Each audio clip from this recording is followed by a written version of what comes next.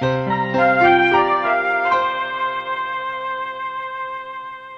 there, I'm Rob. Thank you for joining me today. We're going to continue exploring Microsoft Excel 2016 with part 2 of our Excel Like a Pro training. Last month, we introduced you to the basics. This time around, we're going deeper and we're going to have our intermediate class. And next month, we'll complete the series with our advanced webinar. Although it should go without saying, I'm going to say it anyway. If you missed the basics webinar, you should catch up by viewing Excel Like a Pro Training Part 1. You can look for it on YouTube. Today's class builds on top of the basics with minimal refreshers, so make sure you've got the basics down. Okay, let's get started. Here's our roadmap for today. Last time out, Melanie touched on multiple worksheets. So first off today, I'll show you how to create links between worksheets and then between workbooks. Then we'll move on to managing lists, followed by working with dates and some of the functions and formulas associated with dates. Then on to formatting and conditional formulas. And then finally, we'll finish up with if, and or functions, some of the logical functions that Excel offers. So, working with multiple worksheets and workbooks. First, navigating. Remember that every Excel file is a workbook, and each page in it is a worksheet. These worksheets are denoted as tabs here at the bottom. Just click the one you want to activate, or use Control Page Up or Control Page Down to move among them using the keyboard. Now, to move or copy one of these tabs, just right-click on it and choose Move or Copy, and you'll be presented with this dialog box. If you want to move it to a completely different workbook, you can enter the name of the workbook here. If you simply want to move it around the current workbook, this is how you do it. Obviously, a longer list, you would have scroll bars here on the right. And then to create a copy of a worksheet, just activate that checkbox. Okay? So now let's talk about working with formulas across worksheets. We have this worksheet here with several different types of information and different labels. Okay? Apples, oranges, bananas, lemons, very different. Let's calculate the data across more than one sheet. You can do that by creating what Excel calls 3D formulas. Think of a 3D formula as a cross-reference or an endnote in a book. You literally go to this page and retrieve this specific information and bring it back. So, how do we create a formula that pulls in information from another worksheet? Let's walk through it. Here we have 3 worksheets for our grocery store inventory costs. In addition to seeing our fruit costs broken down, we'd like to see at a glance what the bakery and meat department costs are. Okay? Let's get rid of this worksheet we accidentally created. And we have fruit, and we're going to have the bakery pull into right here. So the way you do that is you hit the equal sign to start a formula, and we're going to bring in a sum, and then you click the left parentheses. Navigate to the bakery tab, click on the cell we want, in this case B7, and all you need to do at this point is hit enter. We go back to the fruit worksheet, and you can see bakery has been filled in.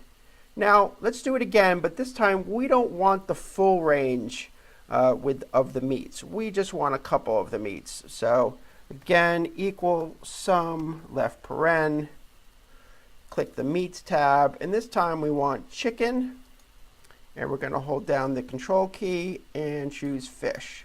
Both are selected, we hit enter, and now we just have those 2 categories brought into the meats tab. Very easy. Let's look at the syntax for a moment up here in the function bar. You can see here that the name of the sheet is literally brought in, and then an exclamation point is added to the end of it.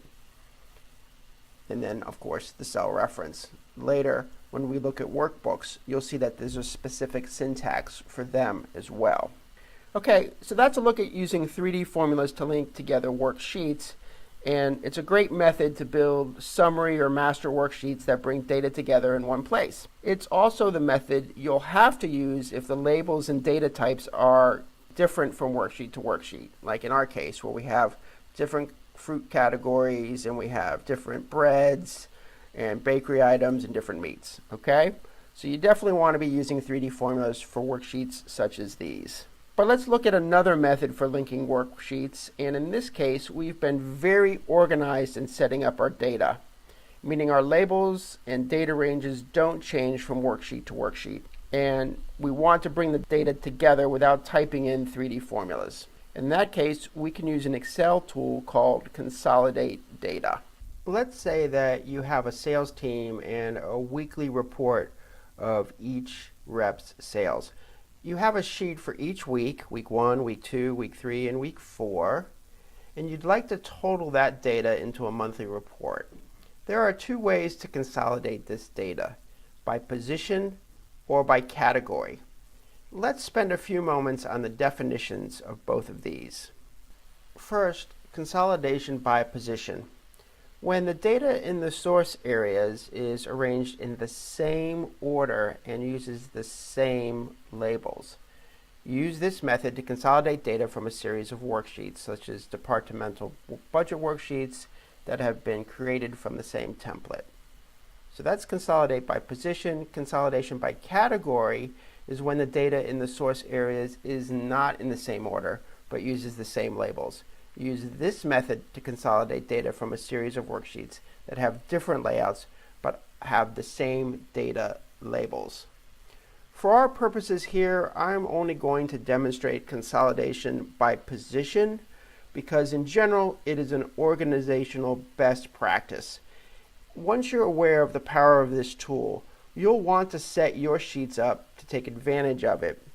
And by having consistency across worksheets, it'll be easier for you and anyone else to quickly get their bearings within the notebook. So let's look at an example workbook that shows the sales achieved by each sales rep by each day of the week. And each week is on its own worksheet. As we can see, we have data that is in the same order and uses the same labels. In other words, the same consistent layout. It's going to make consolidating data work like a charm. Let's go to our master sheet. We want to click in the upper left-hand corner, and we want to use an area where the consolidated data has room to appear. So it's best to create a clean worksheet for this. If you're going to consolidate data on a worksheet with pre-existing data, make sure that you leave enough cells to the right and below the cell for the consolidated data to appear. Okay? So let's go to the Data tab, click Consolidate. Here's our dialog box. By default, sum is our function. There are many other functions that you can use with consolidate data. I'd say average is probably the next most common to sum. All right, now we want to choose our ranges from each of the worksheets. So we're going to collapse this dialog box with the up arrow. We're going to click on week 1. We're going to select the entire range and the labels. We're going to bring the dialog box back and we're going to add that week to the references. All right, now it's not hard to do the rest of them because our data and labels are consistent. If we click on week 2, it's already pre-selected. Click Add. Same for week 3. Click on the worksheet, click Add. Click on the worksheet for week 4, click Add. That's it. We have now told Excel all of the data that we want to be consolidated onto the very first master worksheet. We want to make sure we have the labels, so top row and left column labels, we want those. And now let's spend a couple minutes talking about creating links. We need to choose from automatic or manual updates. Clicking here is what makes it automatic. If you want Excel to update your consolidation table automatically, and when any source data changes, we're going to check this box. If you leave it unchecked, you're going to have to update the consolidation manually by returning to the tool. So obviously, we want to be so organized that automatic updates are given. In a couple of minutes, I'll show this in action. We'll change Sally's sales on one of the days of one of the weeks, and you'll see that it updates automatically. So again, the automatic updates and this option right here is really the power, really shows the power of a well-designed and linked workbook. It makes it readable and efficient. Now, a few more important notes before we see the results. You can't create links when the source and the destination areas are on the same worksheet. This explains why it makes sense to group data into worksheets by smaller periods. In this case, we did it by weeks. We knew that we could easily review a week at a glance. Perhaps with such a small sales team, we could have organized our worksheet by month and have had all the data for all the weeks on one worksheet. That might have worked fine, but what happens if the team grows?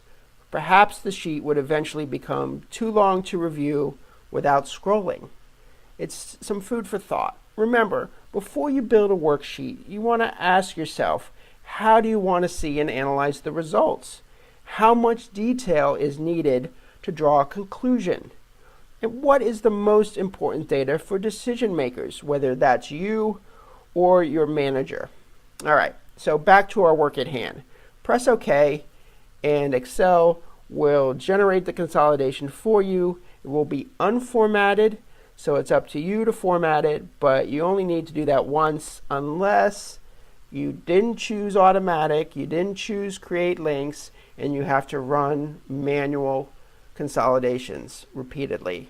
So again, another reason you want to organize your data and be consistent across worksheets. So notice the row numbers here. They're non-sequential. What does that mean? Well, let's unhide them. Right click, choose unhide. Look at that. When you consolidated, it did show you an eagle's eye view from above of just the summary of everything, but it truly brought in all the data as well. So let's go ahead and hide that back again. Actually, you know what? We will leave it. We'll just undo. All right, so I mentioned I wanted to show you what happens if we update somebody. So as you can see on the master here, Sally's total for all the Thursdays is $1,000. Let's go into week 4, and let's say we missed by a decimal here. She actually had a banner $3,500 day. We do that, we go back to the master, and you can see it's been updated right here. One last bit about consolidation that leads us into talking about linking across workbooks. If the worksheet that contains the data that you want to consolidate is in another workbook, let's go into the consolidation dialog. You first want to browse for that workbook, okay? And then you'll select the references in the same way that you did before. Excel will create the path for you, and you'll see that the workbook name is in there, as we saw earlier with the worksheets, and it has an exclamation point, okay? That's it for consolidating workbooks. We'll now turn to linking workbooks. So up to this point, we've been working in one workbook with several worksheets, right? In the same way that we can pull data in from many worksheets, we can do the same with workbooks. So let's take a look. You'll remember earlier I referred to a 3D formula as a cross-reference, a connection between one or more worksheets. Well, when that linking crosses into a different workbook, it's called an external reference. So when would you use this? Sticking with our sales team example, you could have a workbook for each month or even each year. It depends on, of course, the time period you'd like to consolidate. So here's how it works. We're back with our sales team, and it's now ending the end of a second month. In our monthly sales 2 workbook, we want to see how the team is doing against the previous month. So here on the master worksheet, we are going to add a link to last month's total. So our formula will start, as they all do, with an equal sign. And we don't need any function because we're just creating a link. So we are going to jump over to last month's worksheet, monthly sales. And all we need to do is click on the cell that we want to summon and hit enter. And here's our total for last month. Okay, let's pause again on the syntax of the formula. So you'll notice the file name of the other workbook, monthly sales, is in brackets, even has the extension. Here's the sheet that it refers to and the cell reference. And in order for this particular external reference to work, the single quote marks have been added. And that is because there is a non-alphanumeric character in the file name, and that's this space right here. Keep in mind, particularly if you move folders or put things on a server, that the links can be broken. So you'll want to have a workflow that reduces the breaking of links by having files. You don't want files moving around. All right? And if they do, you'll know that you need to add these single quote marks to help you out in diagnosing file names that may not be alphanumeric and for tracking down file names or file locations when links are broken. Okay? Let's quickly, before we finish this section, let me show you the way to create the link in the opposite way. So we're going to put it right here, but we're going to start in our first file. All you need to do is copy or Control C, go back, and you're not going to do a paste, you're going to do a paste special right here. And down at the bottom left, paste link. And there it is. If you look, they're exactly the same. So you have options, you have flexibility in the way that you build your links. But again, just remember, you have to maintain them. That's very important, and refer to the syntax to help you do that. And now on to our next topic. Our next topic is managing lists. Many people use Excel to create lists of contacts, or they use it for mailing lists or for inventory purposes. Think of a list as a database, a collection of information. It differs from a table because it doesn't typically use formulas. Rather, it's manipulated into different views through sorting and filtering, and that's what we're going to talk about next. So here, what you see is an example list. It's a list of all the National League Cy Young Award winners since 1967. And because lists are meant to be sorted or filtered, we can look at the data in different ways. So it's really important that lists have column headings, as you can see up here in row 1. It's very important that there are no empty rows anywhere in the list as we go down, as you can see. So let's talk about simple sorting. Right now, this list is organized by year from 67 up until 2017. Let's say instead that we want to see it ordered by who had the most wins among everyone in this list. What we do is we click the column header for wins, and then we go over here and choose sort and filter, and we are going to sort from highest to lowest. More wins is better. Again, this is called a simple sort, and you can see here that it runs from 27 all the way down to 2. And it's no longer organized by year, and obviously it rearranged all the data and kept each row as its own self. So let's do something a little bit more complex and sort by multiple columns. You see this cluster of pictures with 24 wins? They're really sorted by random. In fact, they're still in order by year, and that doesn't really tell us anything. So again, let's click sort and filter, and this time we're going to choose custom sort. And you can see here's our first sort, and we're going to add a level, and the column we want is earned run average, ERA. And it already picked smallest to largest, so maybe Excel knows something. But for those of you who don't know, the smaller the ERA, the better. So that's our sort, and we click it, and you can quickly see that this cluster of 24 is now ordered down by ERA. Okay, pretty easy, right?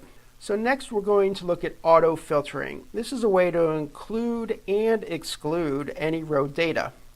Again, we're going to select any column label or header, and then back under sort and filter, we're going to choose filter. All right, and you can see to the right of every column header, there is now a drop-down menu.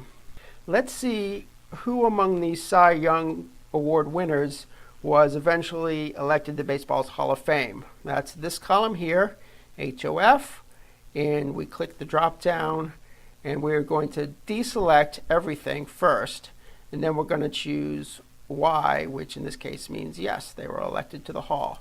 Click OK, and we see just the Hall of Fame pictures.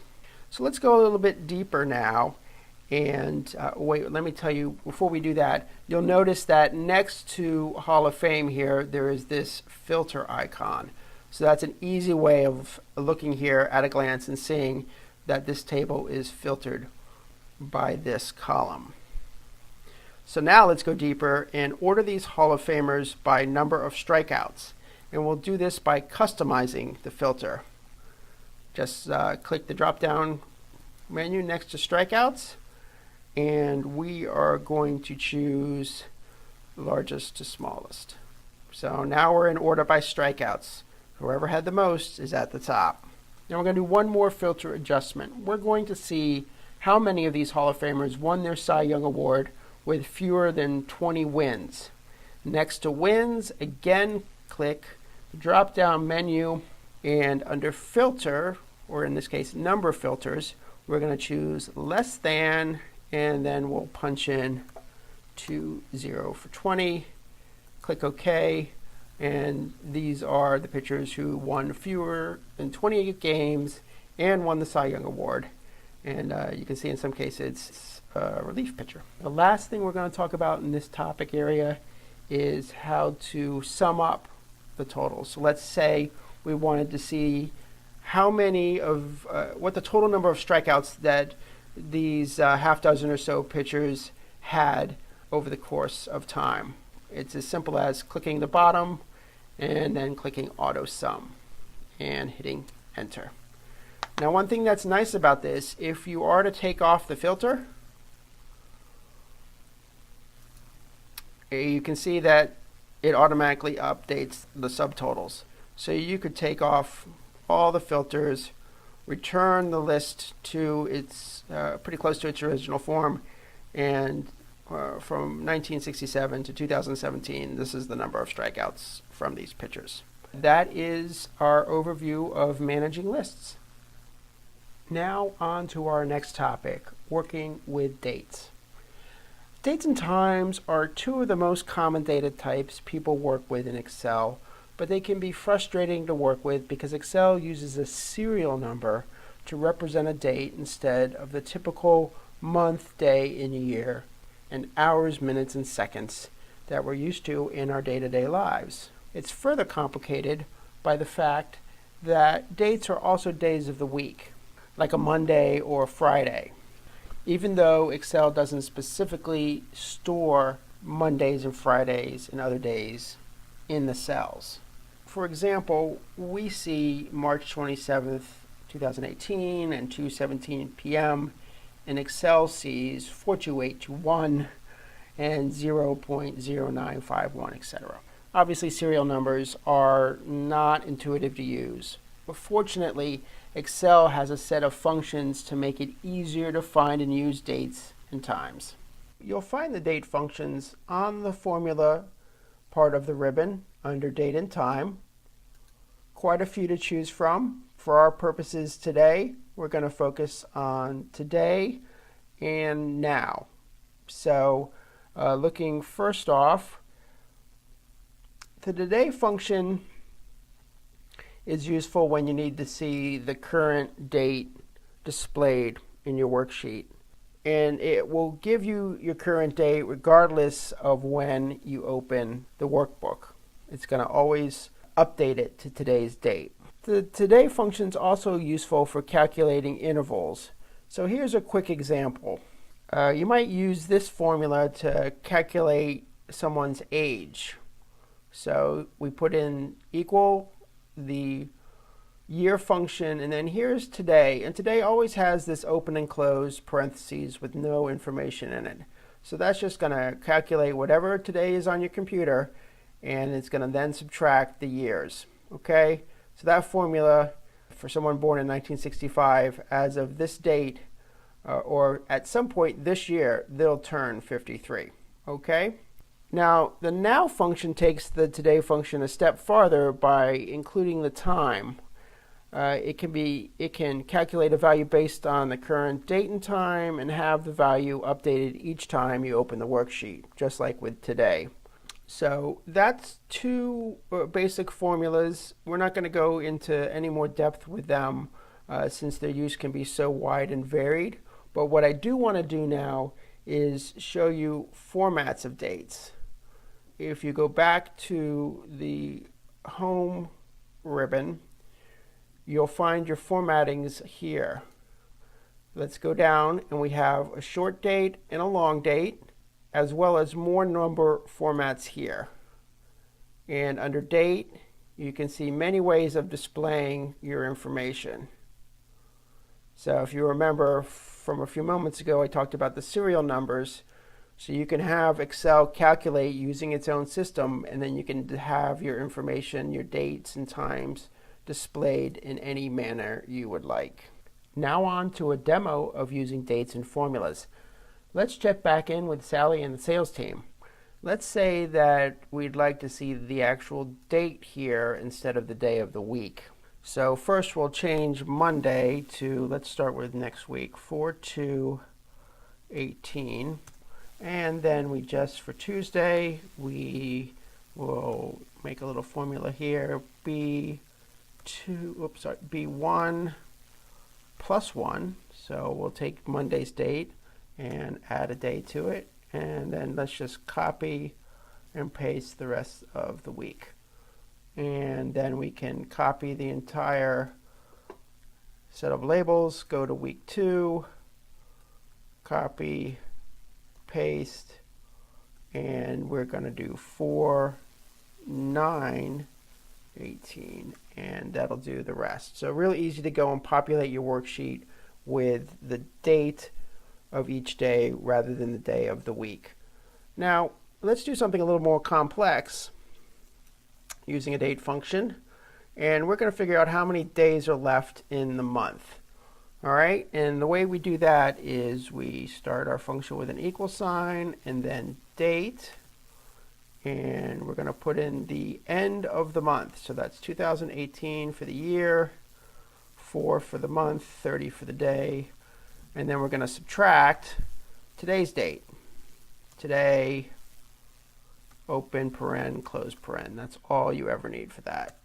And as you can see, it says 42, but once we hit April 1st, it will be 30 and count down from there. So that's a look at working with dates and date and time functions. Our next topic is formatting and conditional formatting. We've already seen how to format numbers. Now we're going to see how we can use formatting to highlight cell values and formula results, making for quicker analysis and drawing of conclusions. So let's revisit our list of Cy Young Award winners, and let's have ERA, any ERA lower than 2 show up highlighted in red. So you want to select the entire data range first. Easy to just click the top of the column and highlight everything. Now let's click on conditional formatting. You can see there's a lot of choices here. Different sets, different data bars, creating rules. For our purposes, we are going to highlight cell rules, and we're going to choose less than, and we want less than 2.00, and that will be filled with light red with dark red text. So you can see here we have anything lower than 2 is in red. And obviously it's all red down here because I selected the entire column. So Perhaps I should have just grabbed the cells with data. Now here's another example. Let's revisit the sales team and create an at-a-glance way of seeing who's on target. We'll select all the data cells, like so. And then again, we'll click Conditional Formatting. And what we're going to do this time is create a new rule. And we are just going to format all the cells based on their values. And the style, we want it to be the traffic light style. So here it is. And what we'll do is anybody that's 300 and over is in the clear. They're green. So one thing that's a little weird here is you have to click the type before you enter the value. It's a little weird to do it that way, but now you know, and you won't get confused when you do something like this. If I hit 200 here and hit the tab key, oh, didn't quite get, yeah, I click on number and it goes back to 0. So 200 and OK, and voila, we can see at a glance who's at or above goal. They are in green. Those who are in between 200 and 300 are yellow, and those below 200 are in red. Pretty cool, right? Now let's use a formula to set the conditional formatting. Let's highlight the entire range once again. And conditional formatting, we're going to again choose a new rule, and this time we're going to use a formula to determine which cells to format. Okay, so the formula that we want to use is equal B2 less than 200, because we want to see at a glance who among all of our sales reps is under $200 at this time, or for this week. So then we click Format and Fill, and we're going to just do it in yellow. And OK twice, and then you see all the reps who have yet to hit $200 for the week. So there are just 2 more topics to cover in this particular area, and these are practical tips. Okay, I want to show you, if you weren't the person who created a particular spreadsheet and you opened it for the first time and you wanted to see if it had any conditional formatting, how would you do it? How would you find those cells that have conditional formatting without clicking on each cell? Well, here's how. All you need to do is, here on the home menu, choose Find and Select.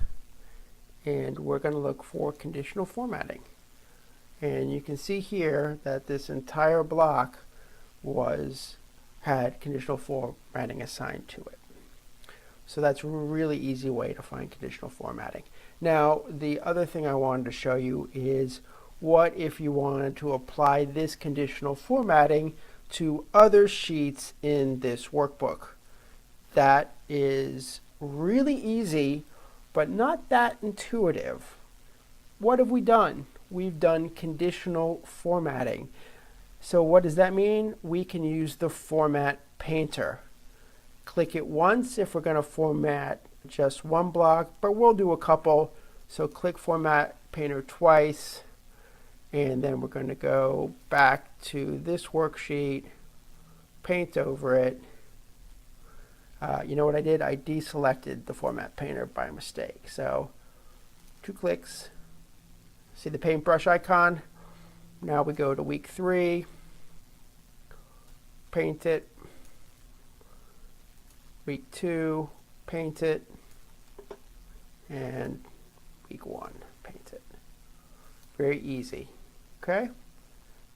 Now let's look at another set of logic-based functions and formulas. The if function. Here's where we start to rely on Excel to help us analyze and surface important data and the relationships between the data.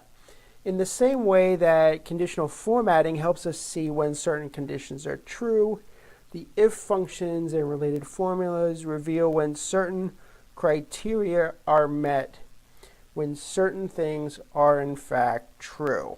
We can also stack multiple criterios or scenarios into one formula, bringing a lot of power to the if function.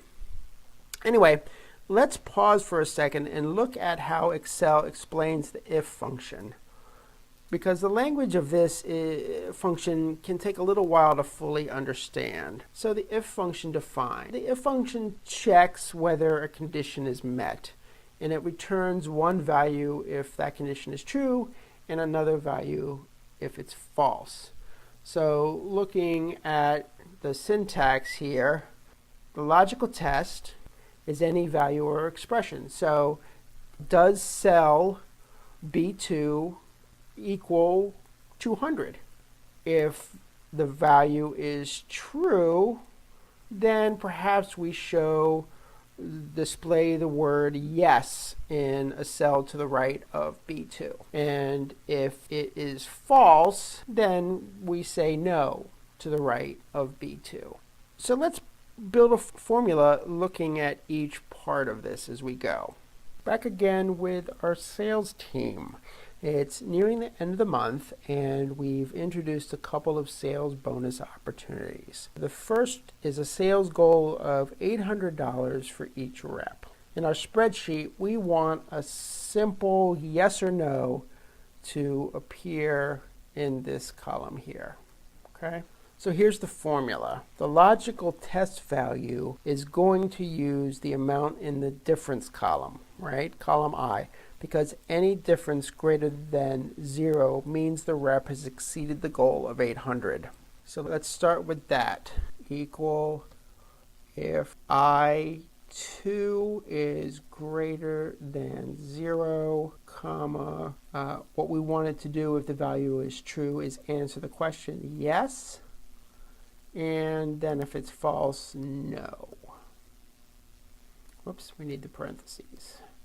The quote marks, I mean, and hit enter. And so you can see that is the case here.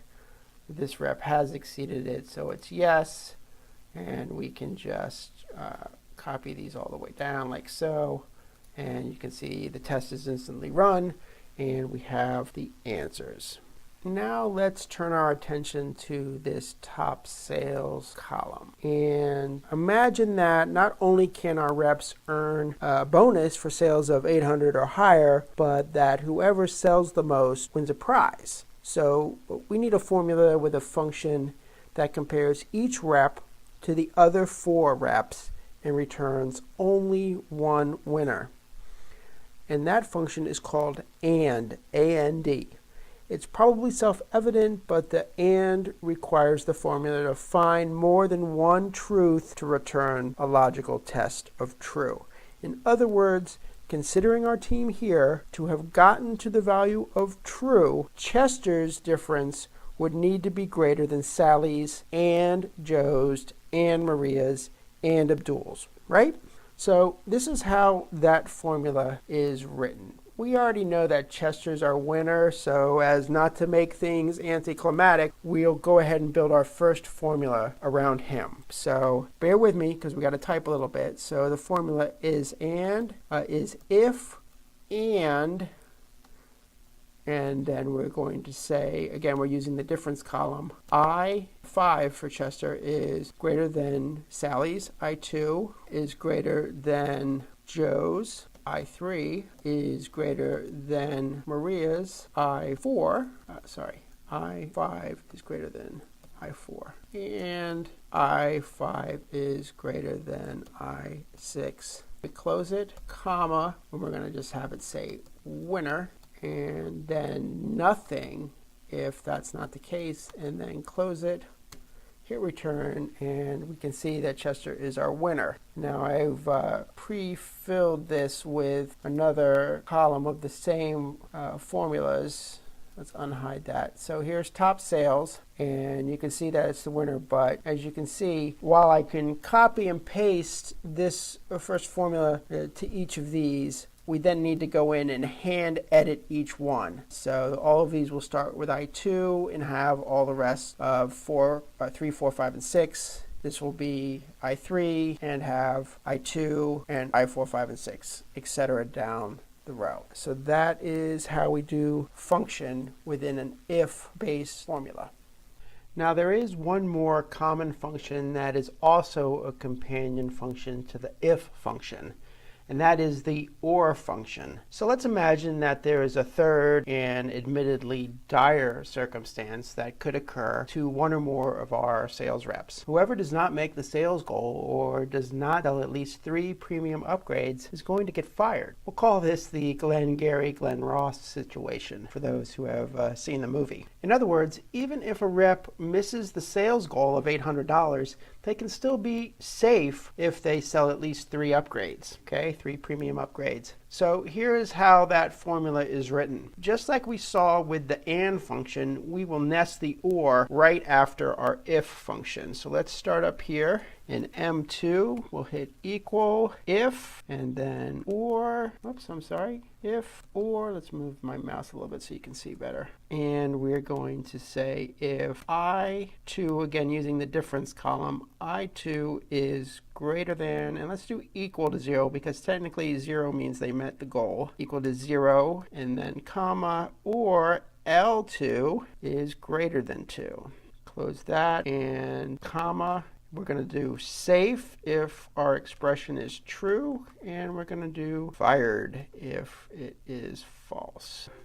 Paren, but Excel took care of that for us automatically, and then we'll just copy this down and see what the results are. No need to change or edit the formula. Okay, so let's check it here. Maria, she came up short by $100 on the sales goal, and she only sold 1 premium. So unfortunately, Maria is not going to be continuing with us because she didn't make the incentives. So, believe it or not, that brings us to the end of part 2 of Excel Like a Pro. Our intermediate class is now complete. We will have a third, part 3, coming up in April. The date is to be announced, and that will be our advanced Excel Like a Pro class. Thanks so much for joining me, and take care.